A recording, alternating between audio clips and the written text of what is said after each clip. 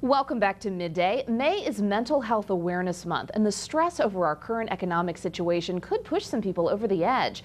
Margaret Johnson is here from Heart Life Group today. She joins us to talk about this issue. Good morning to you. Thanks so much for being here. Thanks for having me. Certainly. First of all, talk to us about Heart Life. What exactly is it? Okay.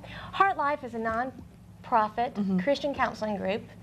There are 5 of us on staff treating a range of mental health issues from trauma and abuse, anxiety, depression, eating disorders, you name it, any struggle that an individual might face. We at Heart Life are prepared to help them and join them on their journey to healing.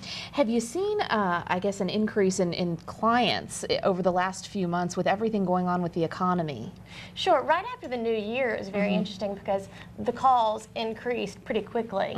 And some people said, oh my goodness, we're going to be suffering because the economic crisis.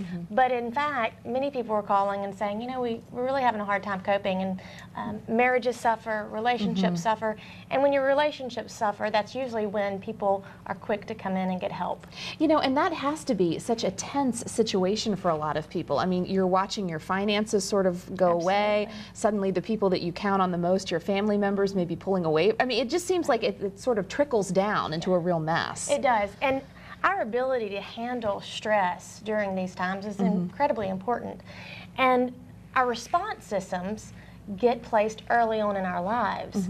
From childhood, we develop coping mechanisms, and sometimes those coping mechanisms don't help. Extended stress is important to combat because extended stress leads to hopelessness, helplessness, and increased anxiety and depression, which is not good, and which is also contributing to the economic crisis in our country because mental health is pretty expensive. Absolutely. How do you suggest that people cope with some of these issues if they're dealing with them? I would imagine there's no easy fix, unfortunately. No, it's not always an easy solution. The interesting point is we can't always control what happens to us in our lives, but we certainly can handle and learn how to control our response to it. I tell my clients often, I can't fix your marriage, I can't fix your economic situation, but I can certainly help you learn how to control your response. We're in control of our thoughts, our emotions, and our feelings. That's not something we all are aware of. I mean, I know every person is different, but how long would you say it takes, you know, say your average person to sort of grasp that and learn that they can't control everything, they have to deal with stuff as it comes sometimes? Right. A long time. I joke and say that I'm from the Mississippi Delta, and we know dysfunction really well, but we don't like to talk about it very much. So the fact that I'm a therapist is kind of comical. But talking about it and dealing with our situations is very difficult, and I think people with trauma and abuse in their past are very familiar with that. We think that it's easier to stuff our pain and all of the problems behind us and move forward, but our problems are always following us and kind of standing on our shoulder saying, hey, look at me and pay attention.